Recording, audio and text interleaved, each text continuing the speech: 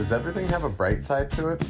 Of course. It doesn't always outweigh the negatives, but everything has a bright side to it. This makes happiness a choice. And here we say that the discipline of being happy is the ultimate discipline. With that said, welcome to the Ultimate Discipline Podcast, where we meet with people who are practitioners of this exact discipline, and we hear their cool stories of cultivating happiness through challenges in their life. I am your host, Sean Greenspan. Let's get to it. All right, so Sean, you gave me a call in late August, early September, I think. I was living in California at the time. You were living in Italy.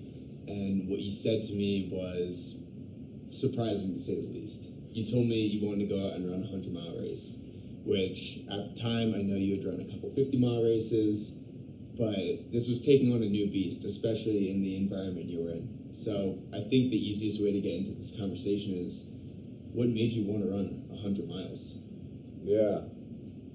You were my first call. You were my first call, man. We were living in Italy, and we were spending a lot of time on our feet, and we just started tracking, like how far we were going. I say we, me and Emma. We were doing some, 20, 25-mile hikes, like almost every other day. So I just started playing with that in my head, and then I also came off of a 50K. Not anything like 100, but we ran the first 50K here in Lake Tahoe the summer before. I thought I did well, but I thought I left a lot on the table. So that next 50K was the only race that I felt like I prepared for and like did as good as I could have without like serious training. So I started feeling like I was spending a lot of time on my feet. And I was playing around with maybe another challenge. And then I think it was the same day you finished the High Five 100. Matt ran a sub-3 marathon, and I got a call from Steve. I know he was doing the Lake Tahoe 200 right around then. I got a call from Steve right after he finished. So I'm like, my 3 running buddies just sent it. I'm leaving something on the table. And I looked at Emma and said, I'm gonna run 100. And then you know how it goes, right? I'm like looking, I'm like, well, this race isn't exactly what I want. This one's not the perfect date, whatever. And Emma was trying to be like supportive, but pushing, to do it. And I was waffling. I had Steve on the podcast that week because I one time up right after his 200. And I said, Steve, how do you sign up for 100? You know what I mean? He goes, oh, it's easy. You just go to ultrasignup.com. Yeah. And I was like, I got it. So I literally, we got off that podcast. Me and Emma took a 25-mile hike, and it was funny. That was the one day we were in Europe for 2 weeks. We decided to have like a little party night. So we went out drinking, came back, and at 2 a.m, I said, I'm going to find an excuse to run one. And I just found the first one that kind of fit into the schedule and just signed up and just told myself I committed to it. Oh my God, that's awesome. I can't tell you how many stories I've heard of people saying don't sign up for an ultramarathon after 9 p.m. because your mind's not in the right place. And so for me personally, if I'm ever going to sign up for something, it's after 9. I'm just like, just wait till the morning, you'll get there, it'll be good. But so the time frame we were talking about is, around late August, right? Yeah. And you call me and you say, I signed up for this race. It's the Devil Dog 100. Yep. It's December 3rd. So, we'll say it's around late August, early September. So that's about 3 months of training. Yeah. Obviously, you were very fit. You'd just come off 50K, but did that feel daunting, knowing that you only had so much time to get in 100-mile shape? I think 100 always feels a little daunting. I would say 2 things. I'd say not really, because like how you did a 250-mile run, and like your High Five 100. Yes, it was a race. Yes, it was one of your hardest efforts, but it was a training run for the 250. It can be both, right? Mm-hmm. Some people don't get that. I just looked at like I was training really hard for the 50K, different distances, different training, but like I was primed to train hard. Like the morning after I signed up, I hit a 30-mile run in the mountains. So I was ready to go. That helped a little. The other thing that helped was the way that you said don't sign up after 9 p.m. I think it's because you send it more than me, right? I'm the type of guy that's like, let me get a few drinks in me or sign up when emotions are high because that's going to help push me over the edge. So it's the same thing that like I looked at 3 months as like I could go hard for 3 months. If I was like 8 months away, that would feel almost more daunting to me, you know. Nonetheless, like I did realize it couldn't be much less time, and it was almost like the perfect amount of time to put like. You never want running to be pressure, but like I had to train every day. Like I couldn't. Every week had to be 80, 100-mile week. Like I couldn't just be like, let me ramp this thing up, you know? Yeah. And so I guess with that, something that we've talked about a lot is how your lifestyle changes when you're training for something, having like a singular focus. So I guess if you want to talk about that a little bit, or even just about training in general, kind of how it affected your lifestyle and how it changed throughout those 3 months. Yeah. I miss having a singular focus. I'm looking for my next. That was the last thing I said to Emma before I went to bed. It brings clarity to everything that you do. And it gives you the best excuse ever to not socialize with people when you don't think it fits you, to not drink, smoke, eat unhealthy food, to get your 8 hours sleep, to stretch, to prioritize yourself. And I stole this from you. You told me, like, I'm talking way back when we got into this, when you were living like Arizona and getting ready for the Buffalo run, like that you live your best life training for this stuff. And I did have to put a lot of things to the side, but my favorite thing to do is to be in the mountains by myself, pushing the pace. I want to say running, but you know, training's a lot of walking, or power hiking, whatever you want to call it. So yeah, I pushed a lot of things to the side, but I was in the mountains, pushing myself by myself, 6 to 7 days a week for 3 months, and that was sweet. Yeah, I mean, I got to live with you for the last 6 weeks, and it was so cool to, like, because, you know, usually I'm either living by myself or with you all, and being able to see it firsthand and see the dedication and, like, just about every decision you made, work-related, relationship-related, food, sleep, anything was centered around that, and it was really cool to see. Appreciate it. But, so I guess something that you mentioned there that I'm really curious about is what is so impressive that you do that I'd love to replicate in my life at some point is you put everything you have into your business. You're excellent with maintaining, like, you know, your relationships obviously with Emma, but also like personal relationships with friends and family and all that. So I guess was there kind of like a push and pull with training with that, or did you feel like you were able to keep everything up? It's a good question. There was definitely both a push and a pull. Okay.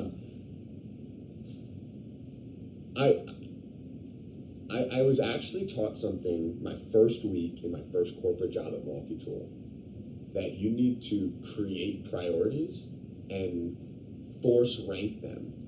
So I worked at Milwaukee Tool. I was working at the time on Sawzall blades, right? They cut shit. That's all you need to know. Of course you want one that cuts fast, that can cut anything, that can last forever, but you need to decide what you want and rank them, right?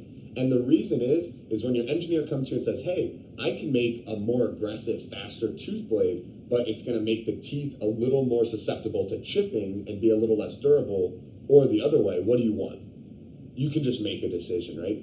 So I had to make a decision that for those 3 months, me and the 100-miler were at the top, right, of every decision. And that was tough. It affected business a little bit. I took some calls unprofessionally while running. Emma spent a lot of afternoons, like after we worked 3, 4, 5 hard days. She's like, "What do you want to do?" I was like, "I'm gonna go run for 7 hours." Like, you know, like. Some of my friends noticed I got a little scrawnier. I missed lifting weights, and I didn't stop prioritizing eating. But it was a challenge. But I think it was challenging my old ways, if that makes sense. Like, and it was like turning me into someone that can commit to something, because I've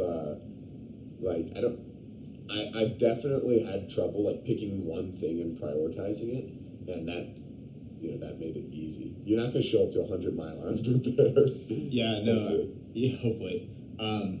You're so right, and I guess if you want any type of validation that it was a challenge, that was extremely difficult and required everything, that's just look at that response. Look what it took out of you. You want to hop into the race? Yeah, let's do it. All right, I looked up some historical weather data. I want to get, set the scene. Okay. So I'll start and let you take from there. So the Devil Dog 100 takes place in Triangle, Virginia.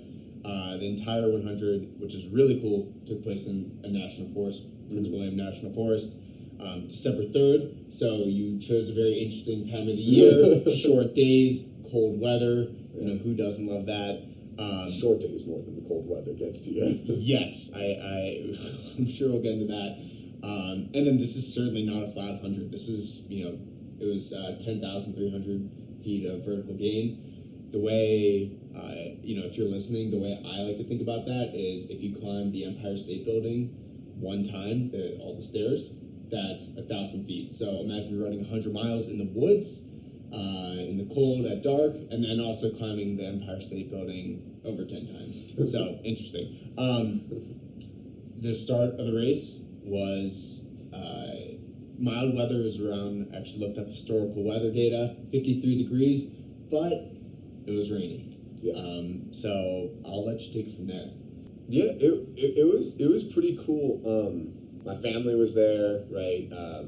We got a hotel recently, like right next to the start. I've never had sleep issues in my life. I slept maybe 2 hours, and I actually never ever go back and say like, oh, I slept bad, because I never look at the phone, the clock, anything. But it was so bad. I listened to the entire front to back Matthew McConaughey audiobook, 6 hours, laying in bed in the dark. That usually puts me to sleep like this. So got like no sleep. I had everything made for like an oatmeal breakfast, and for some reason I just like didn't, like different things. I'm like, no, didn't want it. I just started eating my bars. And then my mom and my brother were gonna drop me at the finish or the start line, but you actually couldn't get to the start line, so they just dropped me off, and I just kind of like, walked to the little start area. And I was there for maybe half hour and just kind of sitting by myself. Some people were socialized or whatever. I don't know. I definitely had to get my mind right. And it was pouring, just absolutely pouring. So I was just sitting there in my raincoat and realized that I'm gonna get wet. So just before the start, I just took my raincoat off, and it was chilly, but I don't know. I had a lot of energy going on. I wasn't concerned about getting cold. And I started in last place. And I told myself, I'm going to walk the first minute in last place, which was really, really difficult for me against like my ego, But I think that was good. I got caught up in the 50K for the first mile, running with literally first place, and I gassed myself out a little. So I was like, I'm going to do this. But then what happened was it went to the first 3 miles, it hit single track. And I mean, this was really testing my ego. For 3 miles, I was walking slowly in last place in the rain, and I was just like, it probably was a good thing because I didn't have much in the tank at the end. But really good, humbling experience. And again, just raining the whole time. So that almost like helped mentally, like just put you in the dungeon. Yeah, I would say. So that's kind of how it started, I would say. And I guess, were you able to keep a good outlook throughout, there being rain? For some background, what really destroyed me in the first 100 I ran was letting things out of control affect my outlook and attitude. Mm-hmm. So for an example, I remember in this, first 100, I was relying on the aid stations heavily. And I would get to an aid station and there'd be like really like not much food there, and I'd be like, shit, like, I can't run far now because I'm not going to be able to fuel properly, and all this. And I let external factors affect me. So did that rain affect you mentally, or were you did you have good outlook from the beginning? It's interesting. I had a first row view at both your hundreds pacing you. I think that was really helpful because like you know that was your like first real ultra experience besides your 150K and 50. Your first 100 experience was there, so you were probably a little raw. You know, I mean, living with you like the 2 months before and like really beating it up with you, like we talked about the weather a lot, and it could have been raining, could have been snowing, could have been hot and sunny, could have been freezing. So that actually again was one of those weird things that kind of helped me, like just made me feel like it was kind of like the same reason I took the jacket off. You know, I'm like, fuck it, like I'm out here, like I'm going to war. So that really didn't. Something that I thought was gonna mess me up, but I just kind of laughed it off, and that it also helped set the tone. Was, you know, I'm showing up to the first aid station. I'm sorry, the first aid station. There's no help. The second aid station, right? So it's 20-mile laps. Let's just call it 3 evenly distributed aid stations. So I'm showing up to that second aid station. 3.5, 4 hours in is my guess. Wet. You know, ready to change socks and just towel down and everything. And I'm just waiting to see you, Mom, Dad, Jeffrey. No one's there. And I'm out of food. I'm out of electrolytes. And I was just like, I'm not going to die. You know what I mean? And it's funny because in retrospect, if I changed clothes that early, I would have changed again at the next aid station because it was still raining, so it would have slowed me down and I would have ran out of clothes. So like it was actually a good thing that I just was able to go through it. But I think a couple of hiccups in the beginning. I'm fortunate I was able to keep my cool. I think it was because it was so early in the race. You know, maybe if it was mile 60 it'd be different.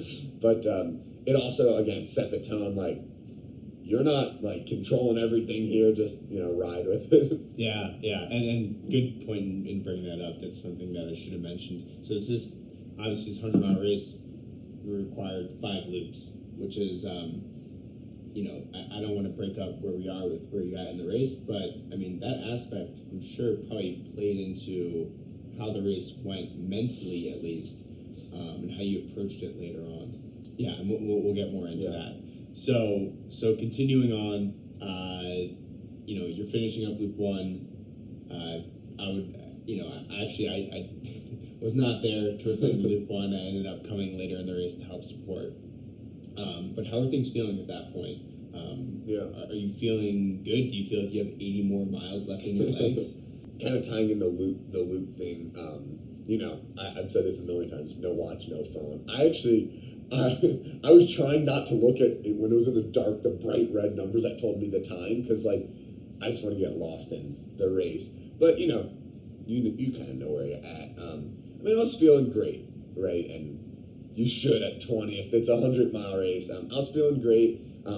Really bad blisters on the feet, which I've never blistered, and like, you know, it's even running 50 miles training or races, never blistered.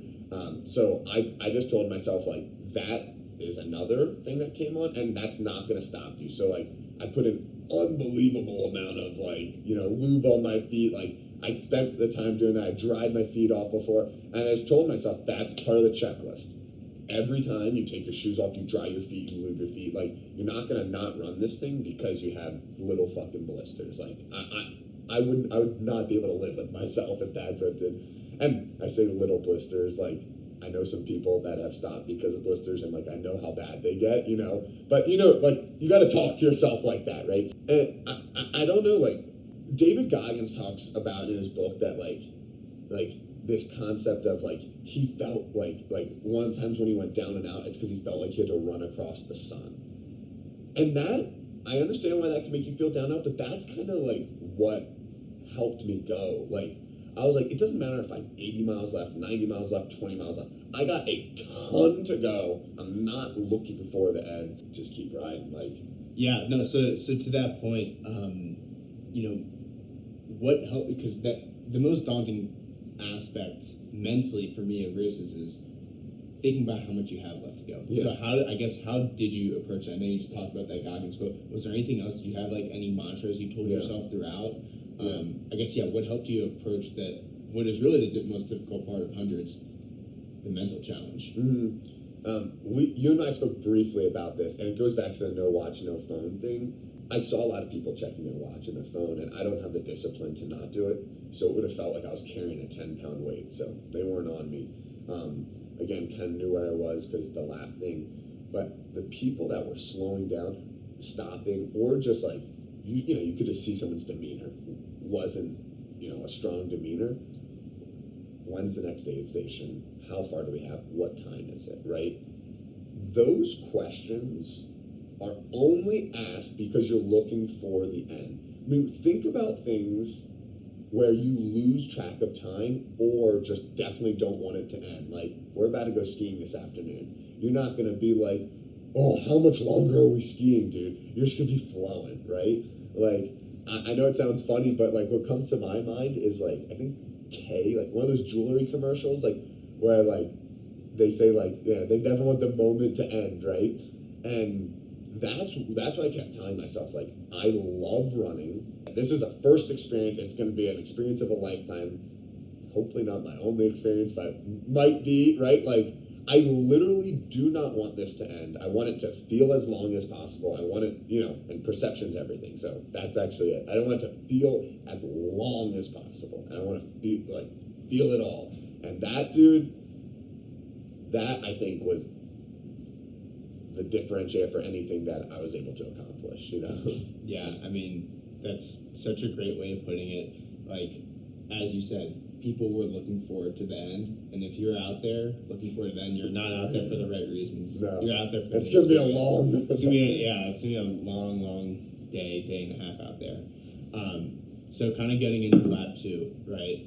Something happened during lap 2, or I guess a pain started to arise during lap 2, and in typical Sean manner, what you did is you didn't tell anyone about it until I'd say very, very late in the race. Lap 2, my foot started hurting, and that kind of two things there. So the first time I had that foot pain was about 2 years ago. You called me and said, hey, I've run this 100-miler. You want to pace me? I was like, yeah. I was like, how long? You're like, well, you could pace for up to 50 miles. And I was like, I know what that means.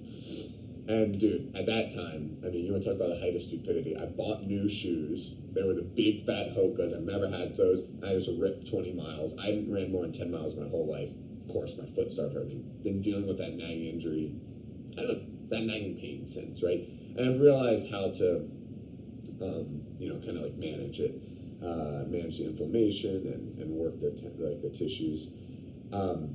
It started, and it was kind of, I don't know, at that point, like, the rain, like not like getting what I needed at that first like aid station. It actually wasn't like a mental burden. I just said I just went numb, right? Because when I ran the Buffalo Run with you, I quit on you, dude. And there was a point that like haunts me. We're at mile 72.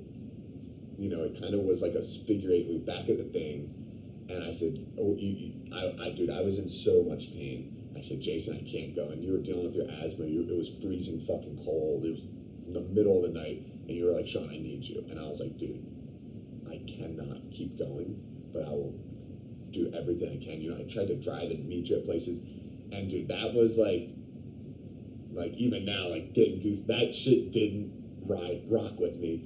And of course, like I wanted to help you any way I can in that race and in future races. But that was also like, okay, Sean, you can't do this. Like, so now you have to prove that you can do it. So I wasn't gonna let the foot stop me. That for sure. So I just kind of went numb to that, and I guess we'll get to it a little later, but I did pace you later in the race, and your form looked good, and I kept telling you that, and I would have no idea that you were feeling that pain. So it's incredible to think you went, roughly 70 miles feeling that pain. That shows that like mental ability just to block things out. Could be. I appreciate that. something else that just came to mind was when my foot hurt so bad, helped you finish the race, went straight to like a clinic, x-ray, MRI. They're like, yeah, your foot's fine, right? Now, there was probably some inflammation in it, and like, I'm sure it wasn't completely a phantom pain, but it was fine. And dude, again, like, you're my boy, and I quit on you. Like, it hurt, man. And, it hurt for a lot of those 22 miles we ran together. So, like, I also was just telling myself, like, it's probably just a phantom pain, Whether it was or it wasn't, then it's irrelevant. Yeah. All right. So, let's continue on here. So, lap 3, and then maybe even blend it into 4, I guess. How are things feeling at this point? Getting past at least 50 and starting to even crop into that, like getting to that 60-mile range is really what I personally find the most difficult part, because you're thinking, shit, I've run 60 miles, but I have 40 more. Like, it's that, talk about daunting. Yeah. That's where things start to really feel daunting. Yeah. On lap 2, I also had to pick up poles. Dude, the track was a muddy mess. Like, it was horrible, man. So, when I finished lap 2, I still felt really good. Jeffrey kept telling me, you're looking good. And I kept telling him, long race, man. Like, we're not even halfway. Long race. Just think, I think the most daunting is you ran 40 and you have 60 to go. That's a fucker. Of course, man, the halfway point's cool. It's downhill sledding from there, even though we talk about the halfway point in a race is like 100K or like 70 miles, something like that. Lap 3 felt great. I was really flowing in lap 3, and I finished lap 3, and this is where like your coaching helps so much. I was like, Jason, like, tell me when I can start kicking it. It's not about time. It's not about place. It is about leaving it all in the field. My first 50 miler, I mentioned this before. I got 10th, and there was a guy who passed me in the last mile. Bad form, like beaten shoes, like instead of like a nice fit pack like that Solomon I had, he had straps flying, dude. I think I said this, a little overweight, and dude was like spit flying, like drooling, and passes me with the last 2 miles. And like, dude, talk about your ego getting to me. I'm like, I'm in way better shape than this guy. I tried to pick it up and I just didn't have it. This dude crosses the finish line and lays on the ground for 45 minutes. Doesn't talk, doesn't open his eyes, nothing. And I asked him, I literally waited until I could talk to him. I said, what got into you? Like, everyone's putting it out here, but you like took it to the next level. And he told me, he goes, I would have rather died than not leaving everything I had on the, I say the field, whatever, like in the race. And I just realized, and kind of tying it back to where we were, like at the end of lap 3, that's when I was like, yes, I want to finish, but I started getting ahead of myself, and I was like, I know I'm gonna finish. I want to finish hard. Yeah. And I was like, Jason, can I crank it up? And you're like, easy, grasshopper. Give me another 20-mile lap, then we'll talk about it. And that was probably what kept me in the race, because I picked up the pace around like mile 82, and I had that pop in my right calf that just needed like a few miles to loosen back up. But dude, if that happened at like 62 or something, yeah.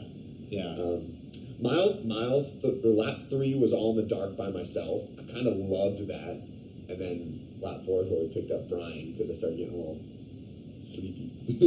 Yeah. So, and I guess, for those that don't know Sean, don't know you really personally, your ability to like wake up at 4:30, 4:15, whatever it is in the morning, and be productive and either exercise or work out, and then be productive late at night. I guess maybe you're a morning person, but it seems like you're a morning person, a night owl, all of it. So, one thing that you kept saying, and I guess kind of getting into lap 4 when you picked up Brian, one of the pacers, was you're like, I don't get tired. Right? Is that the exact quote? Yeah. Yeah.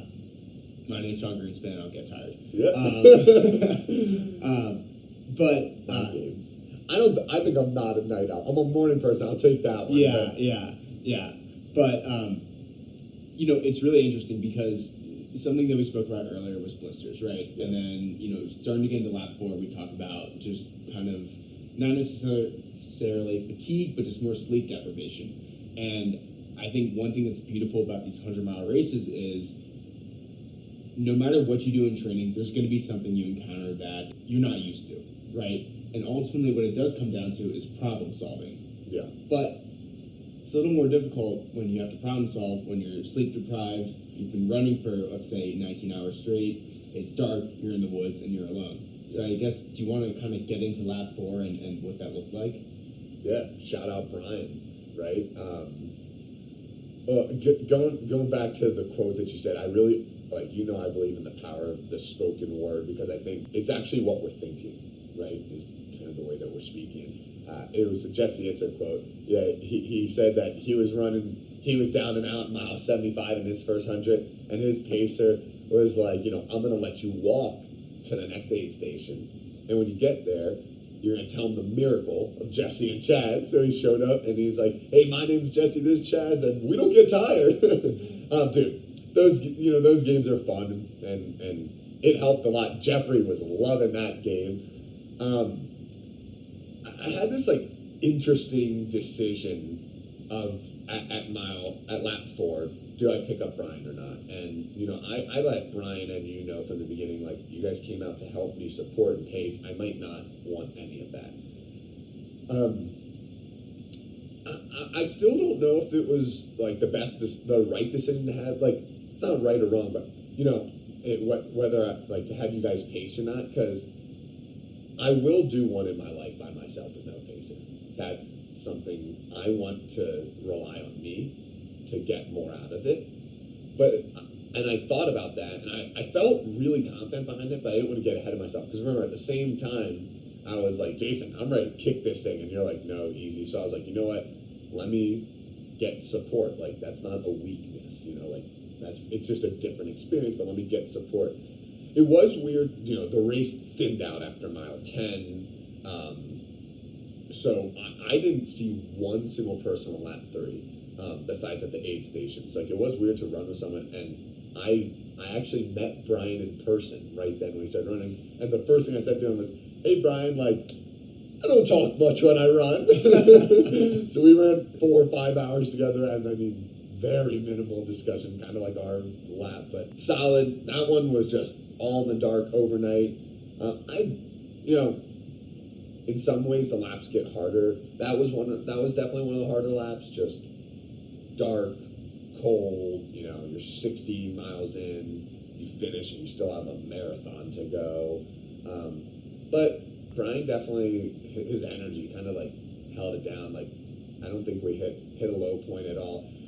There's something I'd like to actually get your thought on this. There's something about the beam light when on a trail run. This trail it was a good mixture of technical where I was able to run a lot of it, but you had to pitter patter your feet, look out for rocks the whole time, and you're so locked in, that's what you're doing, and something about the light, especially in the night, do you kind of feel it locks you into? Yeah, especially what you were doing where it was 13 hours of darkness.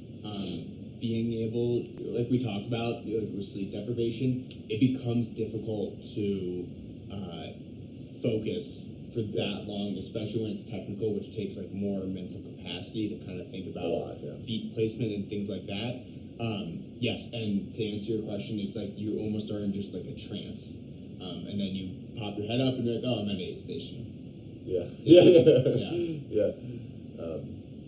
That's a good simplification. Love it. But so you're feeling good, and we kind of covered lap 4 there. Lap 5 is where I joined you. Yeah. And at this point in time, again, you're roughly 80 miles in. You've been dealing with blisters since mile 20. You've been dealing with what I would assume to be a numb foot since mile 30. Your clothes have gotten soaked. You've changed it all many times, and you have 20 miles left. Yeah. Still, obviously, the dead of night. I guess, what was your thought process getting into that last lap? Because, I know you mentally were like, I'm going to finish, but at the same time, you could have easily just dipped out 80 miles in. No one was stopping you. You were a quarter of a mile from the car. Yeah. I appreciate you painting that picture, but I was there to finish, and like I was trying to prep my parents and family for like what they might see. And one of the things I told them was, I was like look, like I literally only want positive. There'll be enough negative that just comes in. And I was like, for example, if I'm army crawling the last lap, that's what it's gonna take. And of course, again, I like to talk in hyperbole, but like whatever it's gonna take, So like, that moment right there, I was stoked for. I talked about it a lot. I trained mentally for that moment. That at mile 80, just because I'm close to card, like there's no decision to be made there, right? Like that's not a decision. Do I finish or not? It's just that's mile 80 in the race. Somewhere towards the end of lap 4, my left knee started really, getting tender. Actually, really towards the end of lap 4, which again, like you're just in that sick mindset where I'm like, I guess I'm lucky it didn't pull me out. It put me deeper in the main cave, right? It just put me in the cut my leg off. It's all good, Then we started lap 5, and that's when about a couple miles in, we were like, we can kick it, and I took cold, wet. I just took one fast step, and that right calf just popped. That was, I would say, the biggest setback for sure, because like it was like one of those pains like that, not like like this. Like I told myself, my knees are probably going to be sore if I run 100 miles, like ankles back. You helped me so much because I kept trying to run, and it just the running motion on the foot and like the pounding. I mean the foot, but like the calf was just unbearable. It took too much energy to like wince every step, and you were like, dude, your power walk is 90% of the speed. Let's rip 5-10 miles like that. I think that really helped get to that 90-mile mark. Speaking of the 90-mile mark, that's really where things got turned up, and it's a test of who you are as a person. It really shows who you are. But it was just impressive and just such a great thing to be able to experience with you and see you accomplish, starting from, I guess, 90 miles-ish on. I really appreciate that. I'm gonna accept that compliment, because the 90 to 100, I was very proud of that. Mile maybe 92, 3, you hit an aid station. You had that point. We went downhill. You take a right along the river. You run around. You come back uphill, and it just was at the point where it's like I didn't care what damage I did to my body, which good or bad. I was like, I'm gonna just run through this. And I was like, let's pick it up. And that was the first point that could be a sign of weakness or a sign of me, whatever. But that's why I kind of started saying, like, give me the time, Jason. Like, I'm trying to go sub 24. And, we kind of started talking about the time a little bit. And again, I didn't care if I went sub 24. I just wanted something to chase. And then we saw like a headlamp ahead. I was like, I'm catching this fucking dude. And you did mention to me that you're like, I think you're in 10th place. And I did not want to get hawked and drop out of the top 10. So I started like pulling on anything I could for motivation, because I was digging deep, and I tried to really just lay it out, run as fast as I could. We hit that 1-aid station, and then the last, 7 miles, just turn it up. Yeah, I mean, it was incredible. The last quarter mile or maybe even half mile or so was uphill, and you were just, I paced you a little bit, but I was having trouble keeping up with you.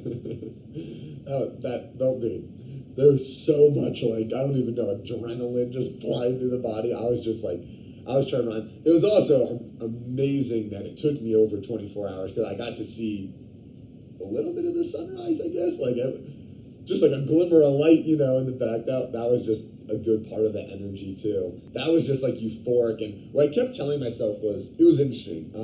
You don't do like a lot of high intensity training for that stuff, but like once a week I would do squat jumps, burpees, and stuff like that. And the reason I did that because it gets you to that point where you feel like you ran 100 miles in a second, right?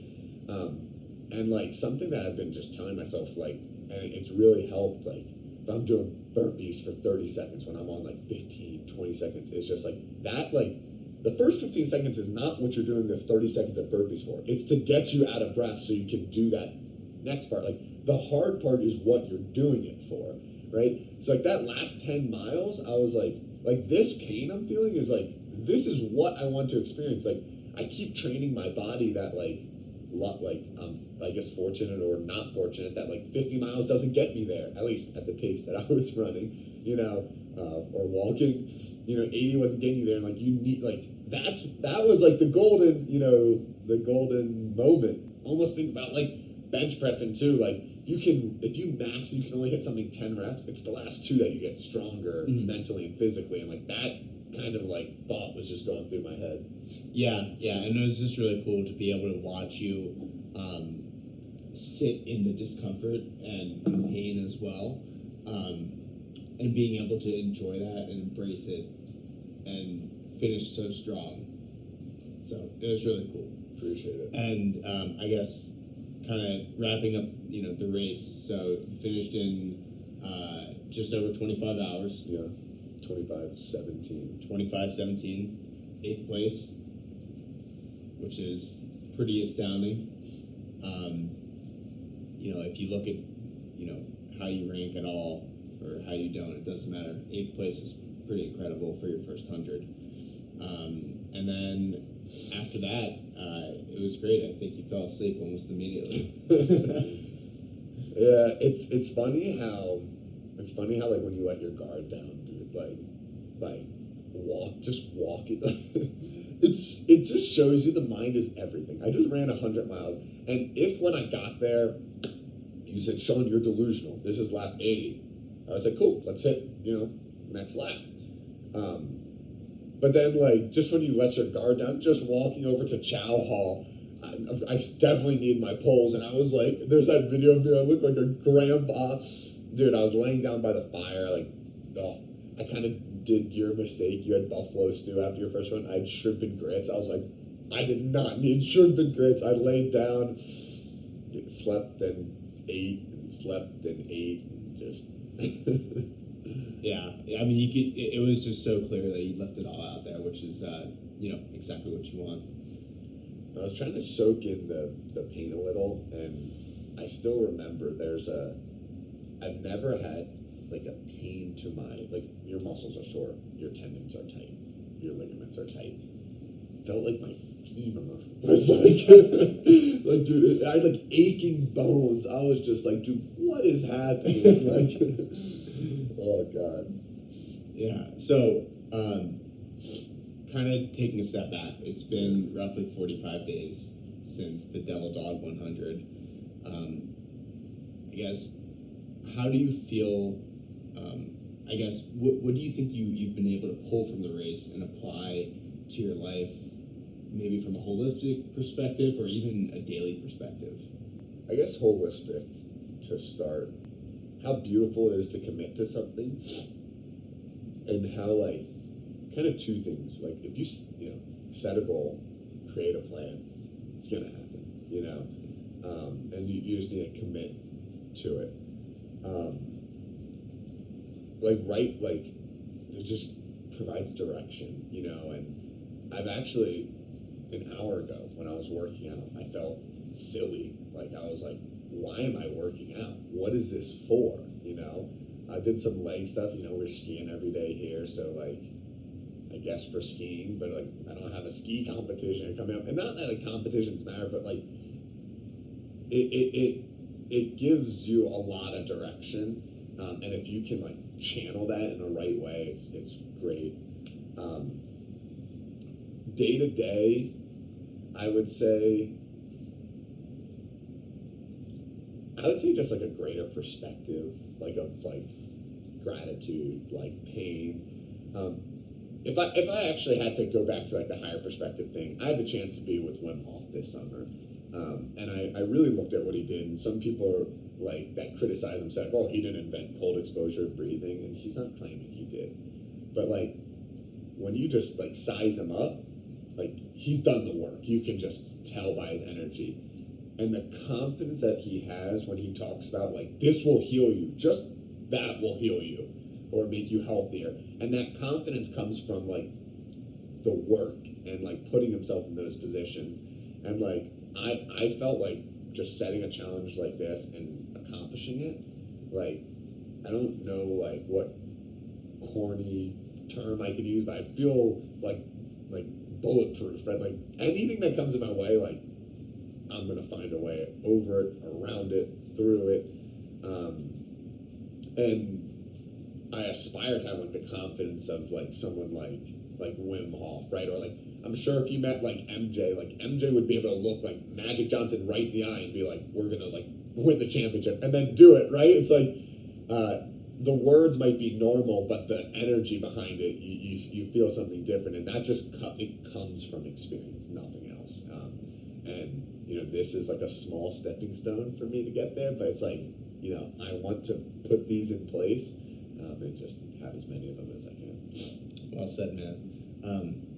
And I guess kind of wrapping it up, any final thoughts on what we just said, the experience in general, or even looking forward to what's next?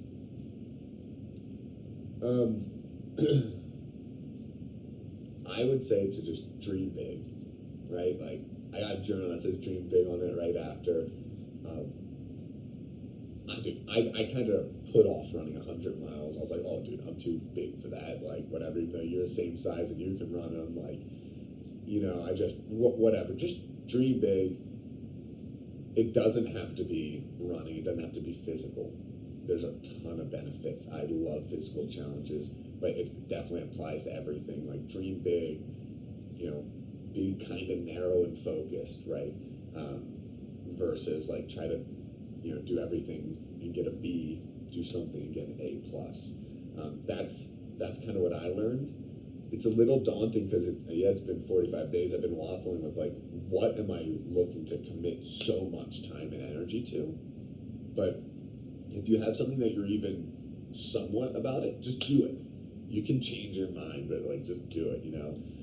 So whether it's the next race for me or business thing or something with Emma, like I want to just, I'm eager to find it and do it because I see how it helps in other aspects of life. Love it, man. Love it. Well, it's been a pleasure. I know we'll definitely get more into this stuff at some point, but I'm sure. It's been a pleasure. Thanks, man. I appreciate it. Hey, thank you for watching today's episode. If you got something out of this, it would mean so much if you could just take a second and give us a rating on whatever platform you're watching it on. And it would mean so much to the world if you could just find one person that you think this message resonates with and you can share that with them. Thank you so much for your support. Looking forward to share the next episode with you.